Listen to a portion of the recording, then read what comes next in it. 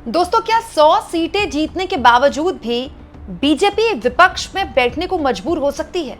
क्या बीजेपी के लिए सामने जो चुनौती है, हर हाल में अगर उसने पूरी नहीं की तो उसके लिए सत्ता की चाबी बहुत दूर हो जाएगी। दोस्तों, पश्चिम बंगाल में दूसरे चरण की निर्णायक वोटिंग अगले कुछ घंटों में शुरू हो जाएगी। मतलब आप कह सकते हैं कि ये कयामत की रात ही बीच में है। लेकिन इस बीच एक सवाल है, सवाल बीजेपी के सामने कि क्या इस दूसरे चरण के मतदान में बीजेपी वो हासिल कर पाएगी जो उसका सपना है। क्योंकि ये सपना टीवी से देखो, सोशल मीडिया से देखो तो बड़ा सुंदर और सुहाना लगता है कि हाँ भाई, बीजेपी की सरकार आ रही है, मोदी झालमुड़ी खा रहे हैं, नौका विहार कर रहे हैं, हर जगह भाजपा ही भाजपा है, झंडे झंडे भाजपा के हैं। लेकिन जमीन पर जो गणित है सीटों का, वो क्या कहता है? सब कुछ बिना लाग लपेट ग्राफिक्स के जरिए मैं आपको बताती हूँ, क्योंकि इससे पहले कि वोटिंग शुरू हो आपको पता होना चाहिए समीकरण क्या कहते हैं। दोस्तों, पश्चिम बंगाल की जो विधानसभा है वो 294 सीटों की है, ठीक है। तो इसमें जो सरकार बनाने का जादुई आंकड़ा है, जो मिनिमम आपके पास इतनी सीटें तो होनी ही चाहिए, वो है 148। पिछली बार थंपिंग मेजॉरिटी 200 प्लस सीटों के साथ ममता बनर्जी ने झूम के सरकार बनाई थी और बीजेपी 77 सीटों पर आकर ठहर गई थी। अब पहले चरण के मतदान के बाद दोनों पार्टियां, अमित शाह भी दावा कर रहे हैं कि 100 सीटें हम जीत चुके हैं, मोदी भी कह रहे हैं भाई 100 सीटें, सेंचुरी तो हमने पहले चरण में मार ली है, और ममता बनर्जी भी कह रहे हैं कि हम तो 100 सीटें जीत चुके हैं। लेकिन एक आंकड़ा है जो बड़ा दिलचस्प है, क्योंकि अगर दोस्तों बीजेपी का ये दावा सही है कि वो 100 सीटें जीत चुकी है, जो कि ऐसा होता नहीं है, मतलब 152 सीटों पर तो वोटिंग ही थी पहले चरण में, और बीजेपी कह रही है कि 100 सीटें जीत चुकी है, तो चलिए अगर इस बात को मान भी लिया जाए तो भी बीजेपी को इस दूसरे चरण के मतदान में हर हाल में 50 सीटें जीतनी ही पड़ेंगी अगर उसे सरकार बनानी है तो। नहीं तो 100 सीटें जीत के भी, इतना बड़ा मैंडेट हासिल करके भी बीजेपी मजबूर हो जाएगी विपक्ष में बैठने को, और तीसरी बार उसका सपना टूट सकता है। कैसे? कुछ आंकड़े हैं मेरे पास, मैं चाहती हूं वो आपको दिखाऊं। जैसे दोस्तों, दूसरे चरण के मतदान में 142 सीटों पर वोटिंग होनी है। दिलचस्प यह है कि 2021 के चुनाव में बीजेपी ने मात्र इनमें से 18 सीटें जीती थी। बहुत ही खराब प्रदर्शन उसका यहां पर रहा था। कोलकाता, उत्तर और दक्षिण 24 परगना में तो बीजेपी का खाता भी नहीं खुला था। इसीलिए इस बार बीजेपी ने यहां एक्स्ट्रा फोकस दिया, संदेश खाली जैसा मुद्दा उठाया, मतुआ समाज को खूब अपने खेमे में एक बार फिर से करने की कोशिश की, घुसपैठे का मुद्दा उठाया, और बार बार मोदी यहां पर मतुआ समाज को भरोसा दे रहे थे कि देखिए इन्होंने सीएए का विरोध किया, ये आपको नागरिकता देंगे, हम सीएए लेकर आए, हम ही आपको नागरिकता देंगे, क्योंकि बहुत बड़े लेवल पर मतुआ समाज के लोगों का एसआईआर में वोट कटा था। इसके अलावा क्योंकि दोस्तों केवल उत्तरी बंगाल और जंगल महल में ही बीजेपी ने अच्छा प्रदर्शन किया था, टीएमसी ने इन 142 सीटों में 123 यानी कि 123 सीटें जीतकर हैट्रिक लगाई थी। एक्चुअली में जो ममता बनर्जी की सरकार झूमकर बनी थी ना 2021 में, वो इन्हीं इलाकों की वजह से बनी थी दूसरे चरण में। तो जो पहला चरण था ना, जो निकल गया, वो एक्चुअली में बीजेपी का स्ट्रॉन्ग होल्ड है। जो दूसरा चरण है, यहाँ टीएमसी बहुत मजबूत है। अगर दूसरे चरण में टीएमसी ने अच्छा प्रदर्शन कर दिया तो बीजेपी 100 से ज्यादा सीटें जीतकर भी, या 100 सीटें जीत के भी विपक्ष में बैठने को मजबूर हो सकती है, और ये बुरा सपना साकार हो सकता है बीजेपी का। क्यों? क्योंकि एंटी इनकम्बेंसी का वोट कटता है, नो डाउट, और जब आप चैलेंज करते हैं, विपक्ष में होते हैं, तो आपकी सीटें बढ़ने के आसार हैं। लेकिन क्या इतनी बढ़ जाएगी कि आप 77 से सीधा ऐसी जंपिंग मार लें?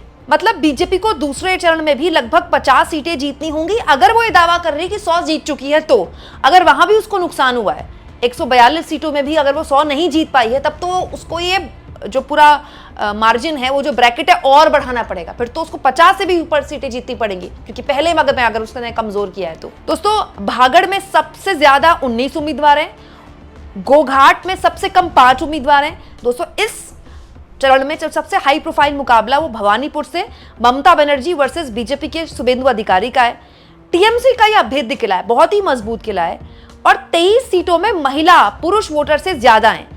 अच्छा, दिलचस्प ये है दोस्तों कि इसीलिए आपने देखा होगा कि मोदी जी खूब महिलाओं की बात कर रहे हैं, महिला वोटर की बात कर रहे हैं, और आज भी प्रधानमंत्री बनारस में महिला सम्मेलन में होने वाले हैं। क्यों? क्योंकि बीजेपी जानती है कि जो दूसरे चरण का मतदान है, इसमें कई सीटें, 20 से ऊपर सीटें, 23 सीटें ऐसी है जहां पर महिला जो वोटर है वो पुरुष वोटर से ज्यादा है, और हमारे देश में महिला वोटर बहुत बढ़ चढ़कर वोटिंग में हिस्सा लेती है। आप देखते हैं बिहार के अलावा बंगाल में भी, और यही महिला वोटर हैं जो ममता बनर्जी का बहुत ही स्ट्रांग होल्ड है उनकी योजनाओं की वजह से। इसीलिए आप देखेंगे दोस्तों कि दूसरे चरण के मतदान से पहले जिस तरह की खबरें आ रही है वो पहले चरण के मतदान में भी नहीं आई थी। नहीं तो एक आईपीएस को जिस तरह की भाषा का इस्तेमाल करना पड़ रहा है, वो मतलब आईपीएस बिरादरी में कोई बहुत अच्छी भाषा नहीं मानी जाती है। आईपीएस बिरादरी में इस तरह की भाषा को बहुत मतलब ऐसा नहीं कि शाबाशी दी जाती है, लेकिन अजय पाल शर्मा ने जिस तरह से बकायदा डायमंड हार्बर में आकर जहांगीर खान का नाम लेकर बकायदा जिस तरह के शब्दों का इस्तेमाल किया, यह अपने आप में बताता है कि बीजेपी डायरेक्ट चैलेंज कर रही है। बीजेपी एक तरह से मतलब टीएमसी के बड़े बड़े नामों को चैलेंज कर रही है। क्यों? क्योंकि ये वीडियो भी बीजेपी ने ही शेयर किया है। अब दोस्तों सबकी निगाहें दूसरे चरण के मतदान में होंगी, क्योंकि पहले चरण के मतदान के लिए दोनों ही पार्टियां अपने अपना दावा कर रही हैं। ममता बनर्जी कह रही हैं कि सेंचुरी उनकी पार्टी ने लगा दी है, टीएमसी कह रही है कि सेंचुरी उनकी पार्टी ने लगा दी है। अच्छा, इसमें कोई दो राय नहीं दोस्तों कि टीएमसी को टक्कर देने के लिए बीजेपी की बहुत तगड़ी मौजूदगी दिखाई देती है पश्चिम बंगाल में। आपको झंडों की तो ऐसी प्रतियोगिता दिखाई देगी जो बहुत ही मजेदार है। अमूमन बाकी राज्यों में इस तरह के चुनाव होते हैं ना जब, तो ऐसे झंडे नहीं दिखाई देते। आपको घरों के ऊपर लोगों ने झंडे लगा रखे हैं, दुकानों के ऊपर झंडे लगा रखे हैं। लोग मतलब ओपनली अपने जो पॉलिटिकल आइडियोलॉजी है उसको ओन करते हैं। बहुत सारे लोगों ने तो खुद नहीं लगाए हैं, तो पार्टियों ने उनके लगा दिए।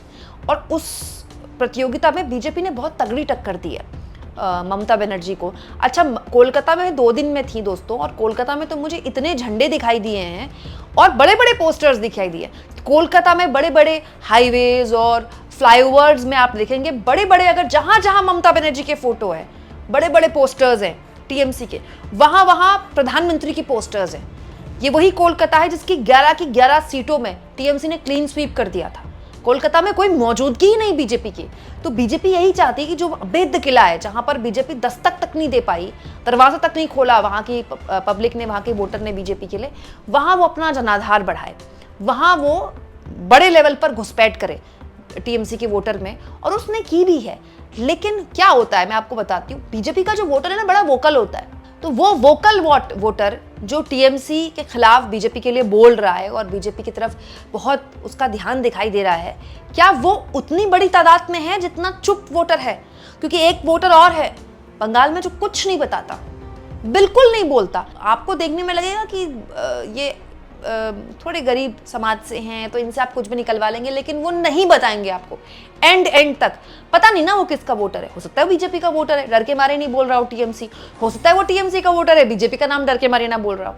तो वो वोटर एक्चुअली सत्ता की चाबी है, और वहां पर जो कैडर है टीएमसी का इतना तगड़ा है कि उसको भेदने के लिए बीजेपी को बहुत बड़े बड़े प्रयास करने पड़ेंगे। इसीलिए आप देखा होगा संदेश खाली ऐसा मुद्दा खूब उठाया गया। मतुआ समाज भी इन्हीं इलाकों में, इन्हीं पूरे हिस्सों में आता है जहां पर दूसरे चरण के मतदान में अब वोटिंग पड़नी है। तो बड़ा दिलचस्प होगी ये पूरी जंग, और दूसरे चरण के मतदान को लेकर भी पल पल की अपडेट मैं आपके सामने रखती रहूंगी। दोस्तों आपको क्या लगता है, पहले चरण के मतदान में जो दोनों ही पार्टियां दावा कर रही हैं कि सेंचुरी वो पार कर चुकी हैं, अगर ऐसा है तो दूसरे चरण के मतदान में फिर दोनों ही पार्टियों को कम से कम 50 सीटें जीतनी होंगी, और ये किसके लिए आसान होगा? कमेंट बॉक्स में जरूर लिखें, और जितना हो सके दोस्तों चैनल को शेयर भी करें और सब्सक्राइब भी।